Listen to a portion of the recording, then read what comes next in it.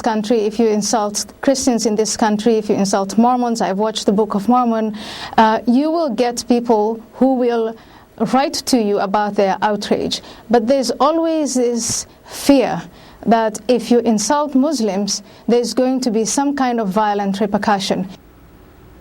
Tonight we are joined by Brooke Goldstein, director of the Lawfare Project, Dr. Zuhdi Jasser, author of A Battle for the Soul of Islam, and Ahmed Yunus, former executive director of the Muslim Public Affairs Council and now a professor at Chapman University. Panel, thank you all for being here. And let me start with you, Zuhdi, on that. There is a fear that you can't say certain things about Islam because someone may show up at your workplace and shoot you in the head. I mean, is the fear not well-founded? Well, it certainly is, and this is the issue, is that we Muslims have to wake up to the fact that these groups, these radical Islamists, are trying to impose de facto blasphemy laws in the West. And that's what terrorism is about. It's asynchronous warfare to attack our freedoms, whether it's our militaries at Fort Hood, our parliaments and governments in Ottawa, or our journalists and media, courageous people that are trying to speak out and define. Even the New York Times today has a piece about the blasphemy we need. They talk about the fact that the speech that defines liberalism is that which provokes violence. If you can't tolerate that, then you really don't deserve a seat at the table of modernity. That's what we Muslims need to wake up to, the problem that really we're denying, and most of the West is facilitating the denial of. Here, what we are told by French officials here on screen right, are the faces of terror. These are said to be the two brothers, the two older suspects in today's terrorist attack, and we'll put them on the board so the viewers can see them firsthand. Let me ask you about this, Ahmed, because there's no question that these cartoonists were provocateurs and went to a place that mainstream Muslims may find objectionable, certainly not worthy of murder. But that's freedom of speech, and the more they react like this to freedom of speech that they find offensive, should it be the response that the more publications, the more news organizations put those images front and center on their newspapers and their TV screens? Well, what should be said at the outset is he who opposes freedom, whether it is freedom of expression or freedom of action, opposes God. And this is pursuant to the example of the Prophet Muhammad and pursuant to the writings of the Quran themselves. And so if there are Muslims who are offended, and they perhaps have a right to be offended, their offense and its pursuant action must be within accord of what is permitted for a Muslim, pursuant to the Quran, and pursuant to the tradition of the Prophet. These guys think it is. They think they were acting in the name of God, as evidenced by the fact that they were screaming Allahu Akbar as they did it. Yes, and they are greatly misguided, and the vast majority of Muslims around the world need to do much of what Zuhdi is talking about. There is a need to reform the average Muslim's understanding of the Quran and their understanding of the tradition of the Prophet Muhammad and its import to modernity.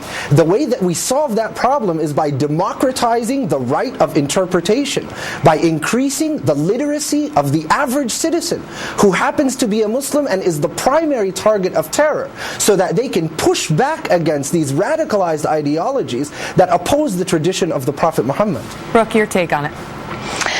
Look, what we saw today was a direct attack on our ability in the West to exercise our free speech that's critical of militant Islam or even of Islam. And that's because these terrorists understand that freedom of the press is the greatest weapon we have against tyranny. And they want us to fear for our lives when we engage in a dialogue, when we debate terrorism, and when we debate its root causes, and in this particular case, theology, Islamism. And they know that if we speak freely about these issues, if we write cartoons that satirize these issues, if we debate the root causes, we will be able to understand them and then defeat them. And that's exactly why terror-connected groups like the Council on American Islamic Relations here in the United States slander anyone who talks about these issues publicly as Islamophobic, and that's exactly why terror groups kill anyone that criticize militant Islam, because they want to stifle dialogue about these issues. Allow me to speak to that. Any Muslim institution and any Muslim organization that does not support a freedom for all people to articulate their critique of Islam is an institution that is opposed to God. Because only in a free society... The problem is there are a fair amount of those popping up, and we've seen way too many recently. Zuhdi, I'll give it to you. Well, Ahmed, I have to tell you, it's fine to say this all in the wake of this horrific murders, but you have to remember the Islamist groups in France just a few years ago were suing this magazine for defaming the Quran, defaming Islam. They weren't violent, they weren't terrorists, but they were suing it, trying to enact blasphemy laws. So the groups speaking on behalf of our community when there's no terror incident happening are actually fueling the legitimacy of the fact that that speech should be blocked. They're not saying the things you happen to be saying today in the wake of an attack. That's what happened to Mark Stein, too, our lead guest. He got sued for making his comments about Islam as well. Brooke, let me ask you. Well, I asked Mitch McConnell. Unless using the legal system is terrorism. Brooke, I asked Mitch McConnell whether it matters that the president today. This is not to pin it on President Obama. It's about the way in which we talk about these attacks, the way in which we talk about the ideology. But I asked Mitch McConnell, does it matter that the president did not link this specifically to radical jihad, to radical Islam? And he said it does. Your view on it?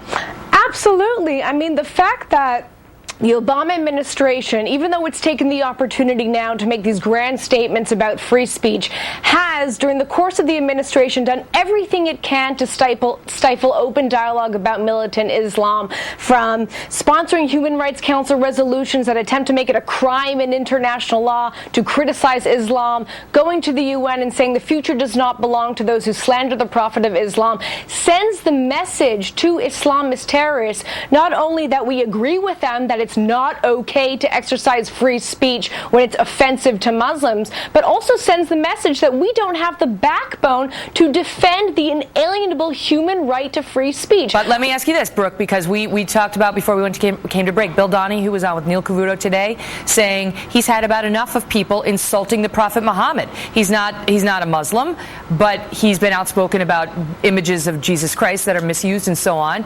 And he doesn't say they deserved it, but he says we have to look at that behavior and condemn it and stop it as well. Well, I would say that Benjamin Franklin once said that whoever would overthrow the liberty of a nation must begin by subduing the freeness of speech. Free speech, including the right to criticize religion, the right to criticize government, is the cornerstone of liberal democracy. Without that right, no matter how offensive we are not truly free. And terrorists understand that, and that's exactly why they want to stifle open debate that's critical of Islam. Yeah, they're trying to because impose they know that will the vast majority of Muslims want freedom, and they are competing in a market in which a minority want what they want, and the only way that they can convince the vast majority of Muslims that want freedom to not acquire it is by telling them that Islam supports it. And that in fact is a fallacy.